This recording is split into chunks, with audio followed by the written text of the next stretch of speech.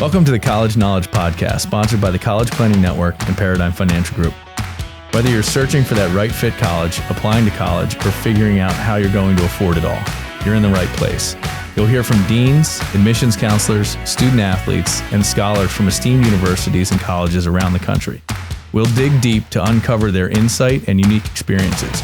So whether you're a student gearing up for college or a parent with college-bound kids, sit back, relax, and listen. Like you, we have lots of questions. Our guests have the answers, and we're excited to share them with you. Let's get started.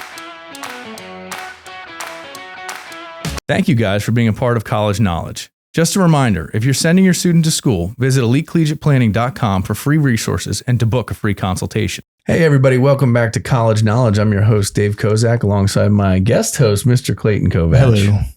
And today we have the absolute distinguished honor of interviewing the president of Mount St. Mary's College, Dr. General Timothy E. Trainor. President Trainor, thank you for coming on the show. Oh, thank you, gentlemen. I appreciate it, Dave Clay. I appreciate you taking the time to talk with me. I'm excited for this. So you have an absolute awesome past from my perspective. And the most interesting thing that I want to know from reading your bio is, how did you end up from West Point to Mount St. Mary's? They don't seem like similar institutions. Yeah, you wouldn't think that, but it was actually a chance meeting. So okay. I'll quickly describe this. I was retired from the military academy after 33 years in the Army, with my last duty station at West Point. And I ran into a gentleman who was a West Point graduate, Ambassador Jim Nicholson, who asked me what I was going to do after I retired. And I said, well, I'm looking at some things, particularly Catholic higher ed, nothing landed or whatnot. And he goes, I want you to meet my wife, Suzanne. And he introduced me to his wife, Suzanne, who was on the board of trustees at the Mount at the time. And they were in a presidential search. And I'll just say it went very quickly from there. The board chair contacted me later that day and said, looked you up and we'd like to talk. And the following week, I was down in the Baltimore area going through an initial interview.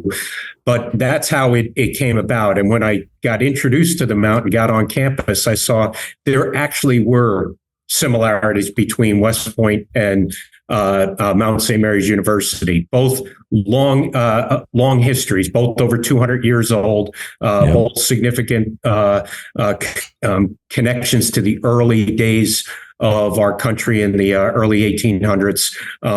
Both places beautiful. You look, campuses both beautiful, and both committed to what I would call the success of students. West Point cadets, at the Mount students, but very committed to the individual care and attention and development of each student for their future. So that, and I saw that, and I fell in love with the Mount, similar to how I love the military academy. So that's actually how I ended up here. Well, I could imagine that after the intro was made, the search was over, because just to, and I'll brag for you because I know you're I could understand how humble of a person you are just in the way you introduce yourself to us. So you served as the Dean and Chief Academic Officer at the United States Military Academy. You have a Bachelor of Science from West Point. You have an MBA from Duke. And you have a doctorate in industrial engineering from NC State. So you've got an absolute juggernaut of a credential and resume. So let's get into some meat and potatoes here and discuss what your philosophy and what Mount St. Mary's is, and your kind of what's the guiding principle you're trying to bring to the school, and how has it been transitioning from military, which is very regimented and I'm sure college, non-military college is not nearly as regimented. What is your focus and what are you working on? Yeah, no, it's definitely not nearly as regimented, but and I'm going to start with leadership. I mean, one of the wonderful things about being in the military is you focus on leadership and leading people from from day one. So when I was a cadet at West Point in 1979, it started then. It's all about leading, training you, developing you to be a leader of people, leader of organizations. And the nice thing about the military is throughout your career, there's always touch points where you step away from active units to get what we would call professional development, but leader development, all about leadership. And that translates very well to this environment. The other thing that translates well is the Army is all about working in teams. And while you think it's regimented and it is hierarchical, but you're always working in teams. And you've got to to succeed in the Army, you've got to have teams succeed. So you got to figure out how to lead those teams effectively. How do you motivate them to work together to achieve some desired outcomes? At the military academy, it's the leader development of cadets to be future Army officers. At the Mount, very similar in a way, is we're developing, for our mission statement, students to be ethical leaders who have a passion for learning and live lives of significance and service to God and others. And so our focus is developing students here at the Mount as ethical leaders and excite them to lead what we call lives of significance and service to God and others. But it's about how do you build a team at a university that is fully committed to serving the needs of students and making them, preparing them to be successful. And so, a couple of the things, that I learned in the military, very teamwork, building teams is important, and communication. You've got to continually talk to people, both, your teammates, faculty, staff, and whatnot,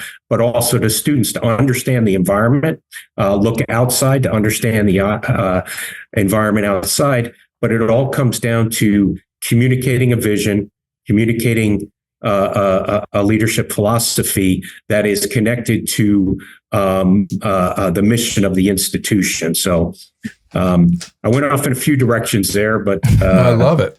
Yeah, I love it. That's what we're looking for. Yeah. I mean, would you say that's what you're looking for students that attend the school to take away from the institution when they eventually graduate, is that leadership role and what they've developed at their time at the Mount?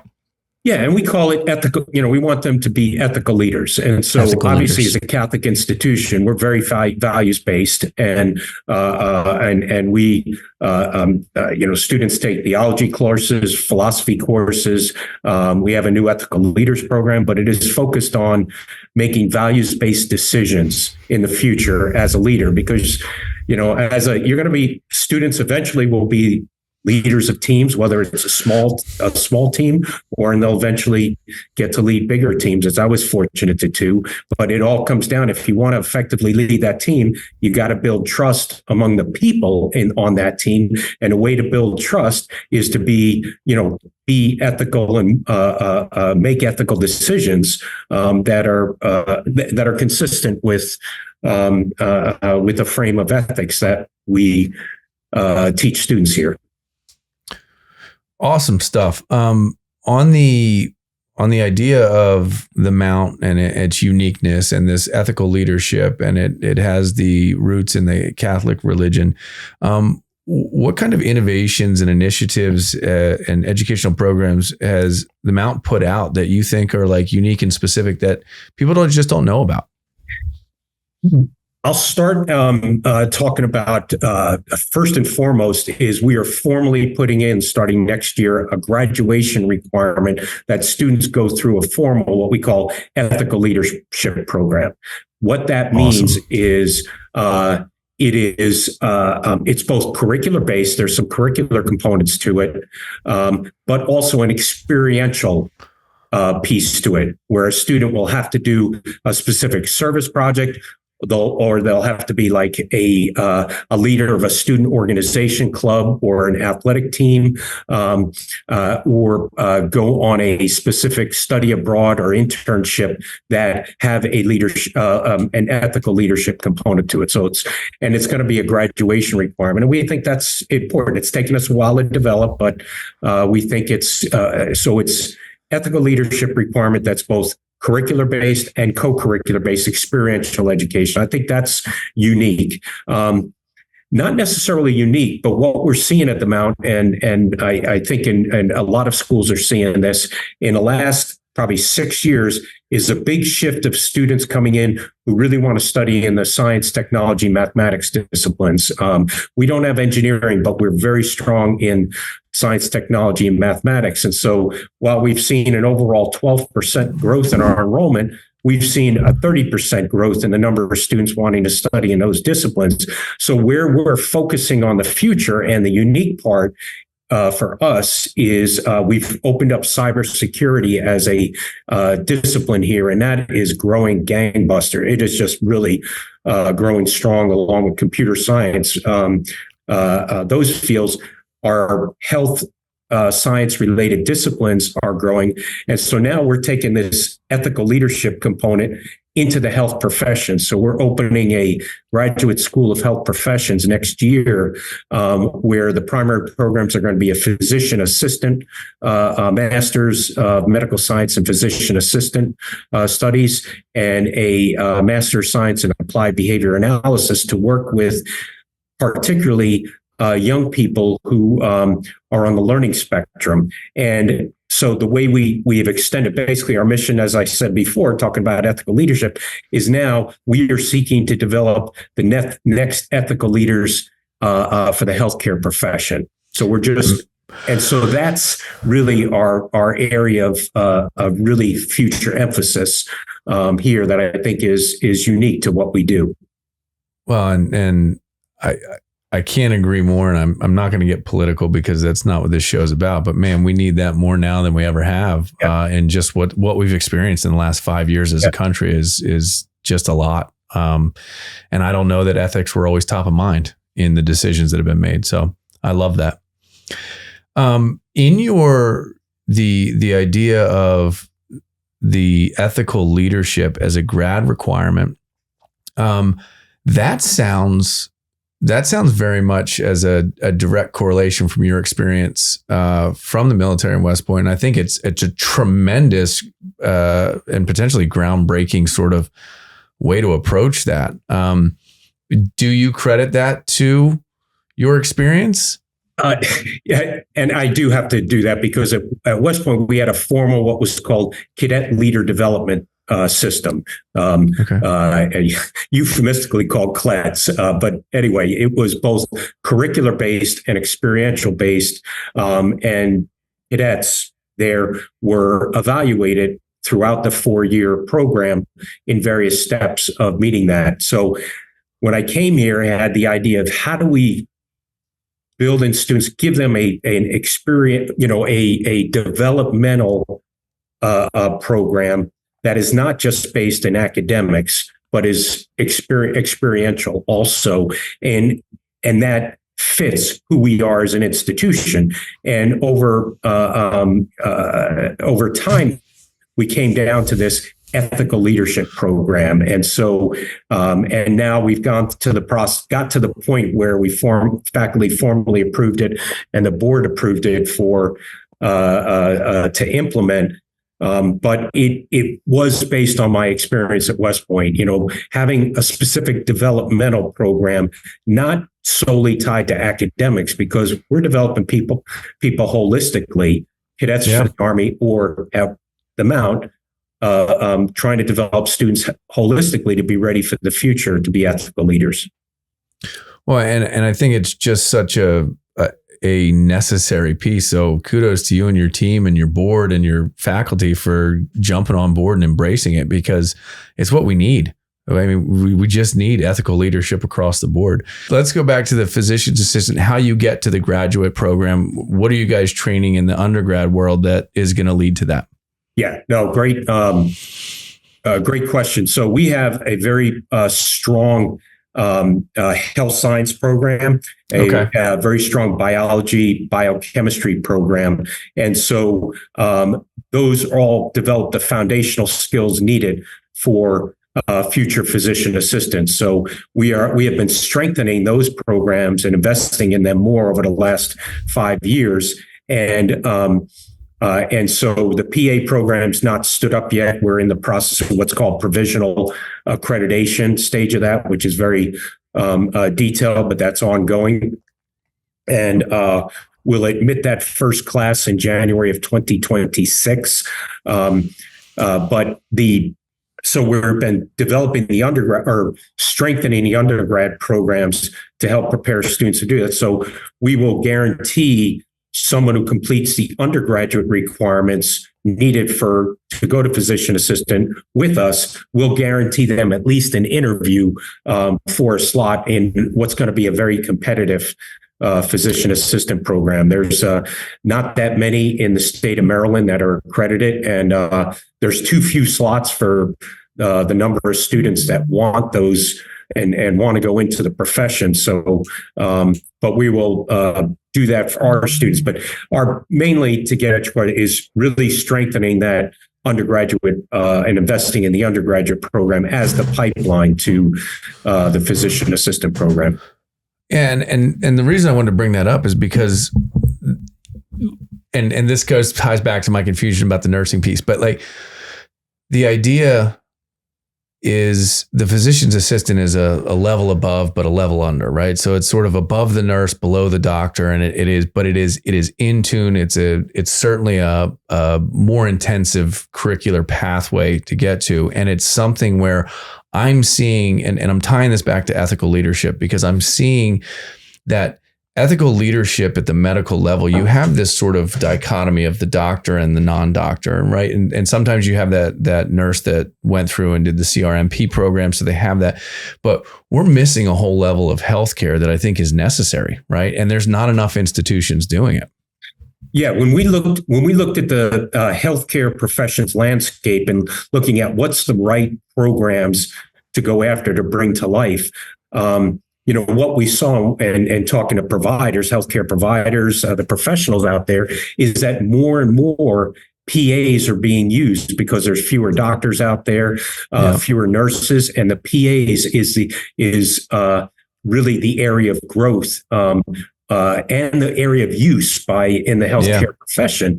And then when we look at the state of education around Maryland, that's what we also saw a dearth in terms of the number of programs out there. So, they're just not churning out enough. There are not enough seats for physician assistant studies in Maryland. So that was the area we went after. Mostly because that's how the healthcare profession seems to be evolving, is towards greater use of PAs and nurse practitioners, vice doctors, and so that's where we've been investing. It is also, frankly, a 2-year program versus a minimum 4-year program for a doctor, so it's less costly to get a healthcare provider out into the workforce, and less costly for them, and less costly for the overall profession in terms of both time and dollars to get a PA out there vice a doctor. That's really why we went after it. And I think it makes incredible sense. And for all the listeners, you have an institution that's listening and now trying to create the education behind what the professional world is pushing. So that's a tapped in, tuned in institution to provide what the need is, right? And so you can overeducate people in an area where we don't have a need and there's a lack of jobs. I think going from, we want our people to be successful, we want them to be ethical leaders, but we also want them to be able to get employed. And so if we create programs where we know there's employment opportunity, it's a win-win across the board. Yeah. I just wanted to say a couple more things about that program, with that new school. A couple of the unique things we're doing with that school is we're going to have what we call a Center for Clinician Wellbeing. So because of the high level of burnout in the healthcare provider, particularly as we saw, during the pandemic, is we're focusing on how do we build in some of the skills that future healthcare providers will need and expose them to, what are some of the challenges they're going to face and what are some of the skills that they can fall back on. And it'll be different for different people. We're doing everything from physical well-being to spiritual well-being type tactics to mental and emotional well-being. We're going to actually put those in the curriculum as ways to help. The other thing unique is we're going to have what we call a Care for America program to really focus on how do we help both expose healthcare providers to underserved communities, but also how do we get more new healthcare providers to work in underserved communities. So that's going to be a scholarship program where student PAs who get a full scholarship at the school, they'll get that in return for agreeing to work in an underserved community for a minimum of 2 years after graduation. So we're trying to get at both the issues with healthcare equity and the issues with burnout in the healthcare profession. Well, and I mean, if you've talked to a nurse recently, or a doctor recently, like it's a drain, and a lot of times in these environments, right, you're not seeing people when they're at their best, right? You're seeing the worst, and there is a considerable amount of empathy that has to be given, and there's a considerable amount of mental sort of drain on the care that you're providing and taking care of people at their worst potential time. So it's remarkable. The other piece that I love is we talk about scholarships a lot, and scholarships are usually earned through some academic prowess or some performance-based thing. You're talking about a scholarship, which is really a give back, which is, hey, we're going to take care of your education, but you got to go take care of some people that can't necessarily afford your credential or don't have that capability. So I think it's a remarkable play on the use of scholarship. And I almost would want to create a new word for it, but there is no new word. But I mean, it's that reciprocity, where the institution takes care of the individual then goes take care of people that can't take care of themselves. And I love that as just a core fundamental piece. And I think you talk about ethical leadership, by definition, that's a top-down ethical leadership thing to do. So remarkable, and congrats on that. That sounds like that program's going to be awesome. Does the effort to create the PA program, does that push you guys more towards creating medical programs and things like that? Is this sort of like you're gonna own this niche, or do you guys see it going bigger? Well, I think I do see it going bigger. I see us introducing other programs. We already did stand up the Master of Science in Applied Behavior Analysis, but as part of that school, next year, we're going to open a pediatric behavioral health center because we're in a rural area, and it's going to work with young people, probably children who are 4 or 5 year old and younger, who are exhibiting behavioral health issues, particularly autistic and others with learning challenges. And so that, and being in a rural area, there's not access to that kind of care close by. I mean, there's one location relatively close by, but it's so overwhelmed by demand that most folks, if they're going to get care, are going to have to travel long distances, and people in the rural area aren't wealthy enough to do that in some cases. And so that program, that behavioral health center is going to focus not just on the students, but also parent education. How can you help your child? I see that really growing in this space, but we will also introduce other professional healthcare programs. And we're looking at options right now. We haven't settled on them yet, but so I see that expanding. Well, I just love the nature of how you guys are approaching it, right? Underserved, can't find it, don't have it, need to fill it. We've got the capability, we've got the credential. Let's bring it together and see if we can't launch this thing. And you guys have been successful at doing it. So again, I think a tremendous job there. When we talk about balancing academics and personal growth, right? And sort of the mental health, right? These students have been through the ringer over the last 5 years. It's been a very challenging time to get educated. We've had to convert to virtual learning. What are you guys doing at the Mount to sort of balance that? And how do you guys work in that? I guess I'd call it balancing student life. We can send your student to the school of their dreams and send you to your dream retirement. Visit us at elitecollegiateplanning.com to get started. Yeah, no, you're spot on. It is a tough space, and students have been through a lot these last 5 years. And so, how do we work through? First of all, we have invested in growing our counseling center, and both with in-person counselors and also remote options for telehealth type things. But we've also we have had various. We've invested a lot in what we'll call our academic support groups, and we're consolidated at and doing greater investment into a center for student success, which a lot of that is academic support, and that's the focus on academic support, but it's also student success counselors who can connect with students who, when they're struggling, it's usually not just academics. There's something else going on behind the scenes, whether it's a mental health challenge, a relationship challenge, a familial issue, a financial challenge. And those counselors are there to help connect all the dots of different avenues of support at the university to help that particular student. And then, we do focus a lot on co-curriculars or extracurricular activities because it's part of that holistic development we talked a little bit about before. So we have a robust student life program, which has something like 60 plus different student life clubs. We have a very extensive campus ministry program, as you would expect, but that touches students not just who are Catholic, but from all faiths to help them. And then we are really big into our athletics here. Even though we're a small university, we are a Division I, and we have 24 NCAA Division I teams. We compete. For the last 2 years, we moved up to the Metro Atlantic Athletic Conference, which is a mid-major, and we are doing pretty well in that. And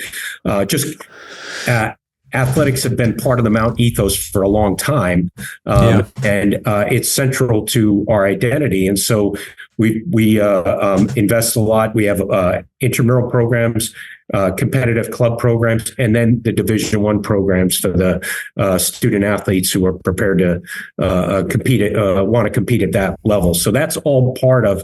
We have a very vibrant, what I'll call extracurricular activity program to help provide that holistic development to students. That's awesome, and I couldn't agree more. I think physical fitness, physical activity, things to do, places to go, like that is all very important in the balance of mental health, right? And it's not just the physical side, although that has been proven medically to really help the emotional balance of things. The sports programs are a big deal, right? And for a small school to have as many Division I sports as you guys have, there's got to be focus on that. How does the school community support the sports on campus? I mean, you talk about you can go to Penn State football game and it's insane, right? But how is the community around the Division I sports teams? Is it all encouraged? Does everybody show up? Are you on the sidelines cheering them on? How does that go with them out? Well, I do I do like to cheer on. While it's not my job description, I do consider myself the chief cheerleader. Although we have a great cheerleader squad here, but anyway, the school student support and students and faculty and staff support our athletic teams very well. We don't have football. Our big sports that draw the most fans are basketball, men's and women's basketball, lacrosse, and soccer. Those are the ones that draw the most fans. But we have, like I said, 24 different teams. But students come out and support our programs well. If you look at all our our entire student body, it's about 33% of them are student athletes, and that's either the Division I programs or the competitive club programs. About 33% to 35% are student athletes. So there's a lot of involvement at the student level. Students come out and support each other. It's and we tell a quick story. We by going to the MAC. We now, one of the things we did as part of that, as all MAC schools do, is we have, we live stream our competitions, our conference competitions on ESPN Plus. And so I watch games on my phone through my ESPN Plus app, but it's students who are in the studio. So we have a broadcast studio, a live stream studio, and we have one IT person and one full-time employee with ESPN experience who acts as a quarterback, but all the folks manning all the stations, replay, camera, all of that, those are all students. And so it's an experiential education thing. So that's part of the fun part of things. That's awesome too. And I don't want to understate that, because I think, we don't all get to grow up and be professional athletes, but we can all grow up and be in professional athletics in some fashion or other. Whether you're a physical therapist, whether you're a trainer, a physician's assistant, they're all potential employees of major league sports teams and all that. And so then you talk about broadcasting, and you talk about that type. Not only are you given the experience at the athletic level at Mount St. Mary's, but you're also giving the experience to those people that, hey, maybe their life goal is to be a broadcaster or be cameraman at major sports teams. And I think you're cultivating that sort of environment where, hey, you don't have to be the guy on the field, right, but you can certainly be highly involved in that program through A, B, and C, right? Yeah, no, we've had for a long time a strong sports management major at both the bachelor science level and the master's level, but that's growing in popularity. And we are in the process of introducing a graphic design major, which is kind of connected to that in a way, to do exactly what you just said. There's other areas to be involved in athletics, other ways. And these are ways we're trying to meet that need and that desire. So talking to our students and listeners, what do you guys look for in candidates for admission, and what type of student ends up matriculating to Mount St. Mary's? That's a great question. Well, first of all, I just describe our student body. It's actually quite diverse. Even though we're in a rural area of Maryland, we're 45% students of color. We also have a relative 1/3 Pell eligible, which means we have a number of students that come from economically challenged backgrounds, and we welcome all. We are a Catholic institution. We're proudly Catholic, but we welcome students from all faiths or no faith, and created and we are a very diverse campus. So looking at the students who come to us, what we look for is students who are willing to roll up their sleeves and get to work. They're not coming from privileged backgrounds. We're just students who are looking for a place that's going to enable them to find their path to what we call leading a life of significance and service to God and others. So we're trying to connect their passions and their talents with a career path that is going to enable their success. But we seek to bring in students who are really looking to work and looking to roll up their sleeves. And that's in part because of the demographics from which we draw, but also, what we do here. And one of the things we're very successful at is our what we call our outcome metrics. 96% of our students are employed or in graduate school within within 6 months after graduation. And that's 7 to 10% percentage points higher than peer competitors. And then when we measure it at a year, it's virtually 100%. So anyway, that's how I would answer that question. Love it, and I'm glad you brought up the statistic and sort of went there, because statistics have become more and more important at the academic level, right? The analytics that are available, the way you can compute things, the artificial intelligence usage in sort of creating this. But that 96% statistic is no joke. And we have all the statistics from all the schools all over the country in our system. And when you are looking to go to college, no matter what level, the goal is to come out and be employable and to be able, again, in your guys' own terms, to live a life of significance and service to others and God. And so remarkable. But at the end of the day, a parent that's going to write a check or a student that's going to take on debt to go to college, that statistic talks. That matters, right? That 6 months, 96% are either in grad school, which means they found their purpose, and they're now pursuing an additional education piece, or they're employed, gainfully employed. Parents, pay attention to those numbers, because that is a very real indicator of educational viability of an institution. And I think that speaks more volumes than them coming out and hiring you, which I think speaks volumes in the first place because of your credential and your pedigree and your ability to bring that sort of top-down leadership to the organization. How much, you talked a little bit about the military and a constant evolution of leadership and constant opportunity to step out and do professional development, all that.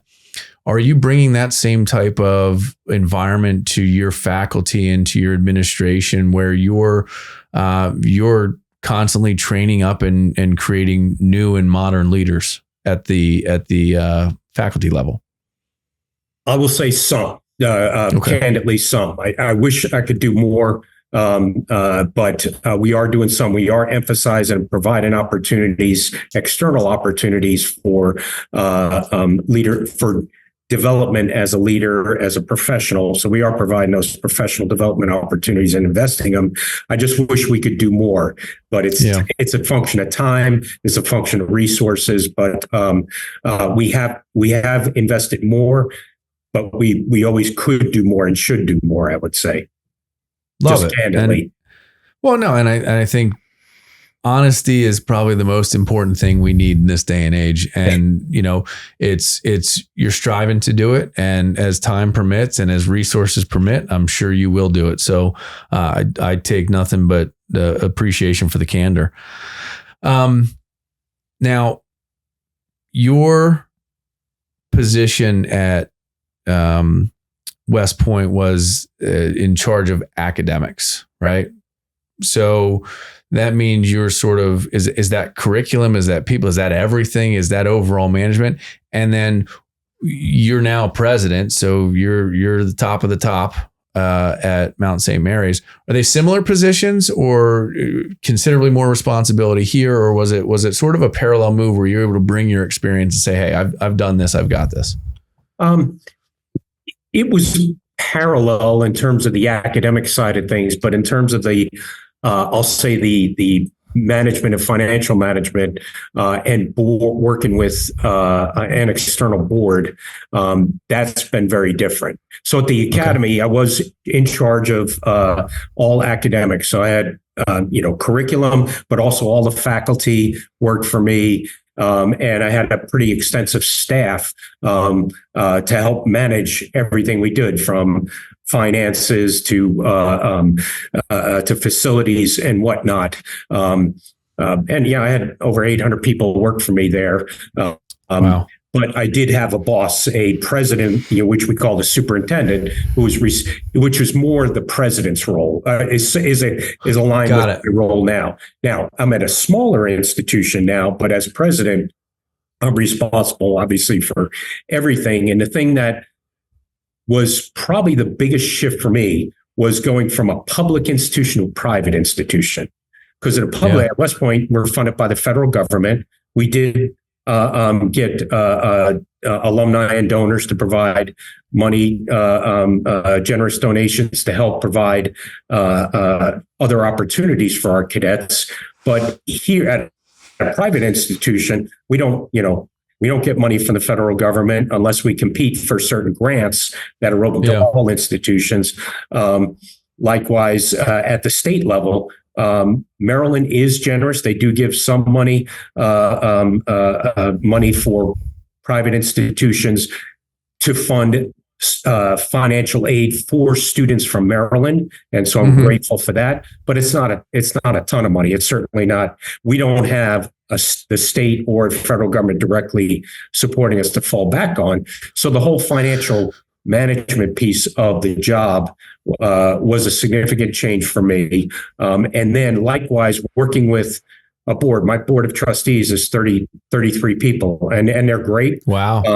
But I got 33 bosses, which is fine, and they're but I've been very fortunate with two terrific board chairs I've been able to work with. And but that is different. Having a board of trustees who are my employer is a different model than what I was in the military, and certainly at the military academy. But so they are different. I will say it is a lateral to an extent for the academic side, but certainly for the financial management and leadership with external organizations, it was a bigger jump coming here relative to the military.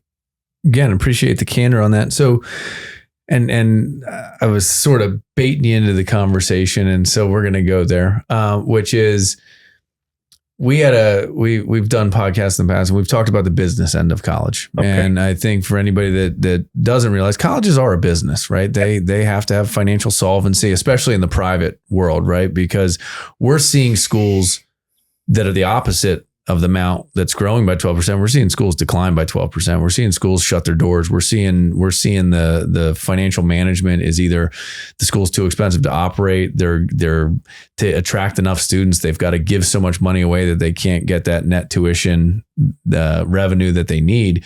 How much of your time do you have to spend managing the finance side of this and really measuring, and again, I'm not going to beat up the system, but what you guys can offer academically, socially, and financially, academically and socially is one thing, but then you also have to be able to offer money, right? And so for every one of those people that, has full academic need or full financial need, there's other people that don't, and you have to be able to measure and weigh that. How much time do you guys spend really weighing that? Wow. Me, a lot. Me personally, I probably spend 30% of my time on the business end of things, at least, if not more. I have a wonderful CFO, chief financial officer, and also a great team around me who run financial aid offices and enrollment management admissions. But I mean, we are constantly measuring and evaluating data with respect to that, where we're at relative to peers. And it is unfortunate to see all the colleges that are closing. We're fortunate not to be in that position, but we have to constantly work this. I mentioned before, we have a number of students coming from economically challenged backgrounds, and we have to provide a substantial amount of money to get them here. But once they get here, they do well. And the big thing, what we're trying to do is get them here for 4 years and keep them. Once you get them, keep them. And that's where you end up making up, your money. I mean, making up the business thing is the more students you keep, you've got you're getting at least some revenue over a 4-year period, vice a 1-year period. Well, and I don't say it in a negative tone, right? I'm not. You have to understand, for every student that can't pay, there's got to be some money that is paid from someone else, and it's not. And I'm not to dog on it, because it's the necessary evil. It's how it works. You can't give it all away and not expect to have students that pay. So let me ask this in a different manner, and maybe it makes sense, maybe it doesn't. In the admissions process, right? you guys have to be balancing that from the get-go, because if it gets off kilter and you end up with a class that is, 100% need-based or whatever, like that on the business model, that can't work, right? So you've got to have some, and really this is more to understand the metrics and algorithms, but you have to have some calculation that is sort of guiding you in this. And we're watching the shifting and you're seeing all that, but you guys have to be paying attention to that stuff as well, right? Oh, yeah. Yeah. We have support from, a consultant who helps us with financial aid, meaning I will set a target number for the class, meaning that the total number of students we want to bring in their next class, and set an overall enrollment level target. And they will help us with our team develop, what is the basically a financial aid level you can and should provide in order to attract that size class, given the historical data and the historical demographics from which you draw. And it is a science. That is a science, but it is also a bit of an art, because so it's both science and art. But we work that hard, and we set those numbers a year in advance, and then we recruit to it, we lead to it, we manage by that, by those numbers throughout the year. And fortunately, knock on wood, we're above our targets in a positive way right now for the class coming in the fall. But because of all the issues with the FAFSA and whatnot, there's a number of schools that are behind. And we got out. We implemented some strategies to get out last fall to try and get out in front of that, and they're shaping up. I mean, it's still early June, so I don't want. You don't want to. Let's not jinx anything, right? Yeah, but those are panning out so far. So, but it's something we are constantly working, and I'm personally looking at those numbers weekly. Got it. But I've got people who are looking at those daily. Absolutely. I think you have to, especially if you want to survive, right? It is unfortunate that some schools didn't do that and they're now shuttering and they're essentially gone. And you guys have an additional complexity because not every school at your size has the amount of Division I sports. So you have athletic money in play that has to be really thought into that system as well. So you bring an additional complexity to it. Yeah, there is a complexity there, but no. Yeah. So we're sort of winding down here. First of all, I got to commend you on what you're doing, and I think the ethical leadership is it's just a remarkable statement. And then to follow through on it the way you guys are, I think that's amazing. I need to reiterate again the 96% sort of on to the next step piece, because that is huge. That is a huge number. And you guys are doing it well.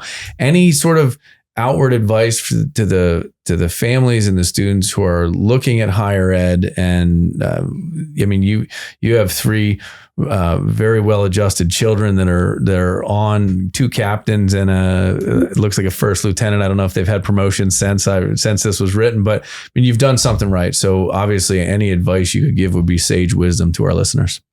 Yeah, no, thanks for the opportunity. I think, with respect to college decision, you've got to get on the campus. Your child needs to get on the campus, encourage them to visit as many schools as possible. Don't select a school by a glossy brochure or a fancy website. You've got to get the feel for the place, and have your child get on there and meet with students and hopefully with faculty and staff and whatnot, but to really get the feel of the place.